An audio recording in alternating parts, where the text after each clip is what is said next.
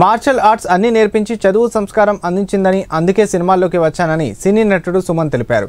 సిద్దిపేట జిల్లా కొండపాక మండలంలోని సత్యసాయి ప్రశాంతిని కేతన్ మహిళా కళాశాలలో ఏర్పాటు చేసిన వన ఉత్సవం కార్యక్రమంలో సినీ నటుడు సుమన్ ముఖ్య అతిథిగా పాల్గొని ట్రస్ట్ ఆవరణలో మొక్కలు నాటారు. ఈ సందర్భంగా సుమన్ మాట్లాడుతూ ఎంతో మంది అభాగ్యులకు సత్యసాయి ట్రస్ట్ దారి చూపిస్తుందని ఆయన తెలిపారు. అమ్మ నుంచి ఎంతో నేర్చుకున్నానని అదే పరంపరను కొనసాగిస్తున్నానని తెలిపారు.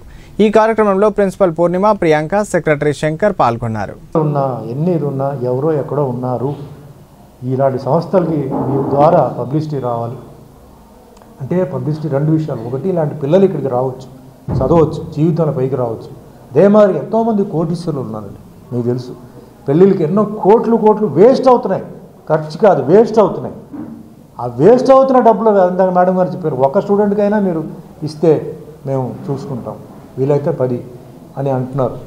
సో దయచేసి డొనేషన్ ఇస్తే తప్పకుండా ఆశీర్వాదం ఉంటుంది. ఎందుకు నేను చెప్తానంటే, ఎంత ఖచ్చితంగా నేను చెప్తానంటే, మా అమ్మగారు కూడా ఒక కాలేజ్ ప్రిన్సిపల్. మేము మిడిల్ క్లాస్ ఫ్యామిలీయే, కానీ మా అమ్మగారు పేద పిల్లలకి, ముఖ్యంగా బాగా చదువుతున్న వాళ్ళు, పేద పిల్లలంటే వాళ్ళ ఇంజిన్ డ్రైవర్ కూతురు, అంటే రైల్వే ఇంజిన్ డ్రైవర్ కూతురు, మెకానిక్ కూతురు, ఎలక్ట్రీషియన్ కూతురు, వెల్డర్ కూతురు మా ఇంటికి వచ్చి సండే ట్యూషన్ తీసుకున్నాం. డబ్బు ఆవిడ ఫ్రీగా.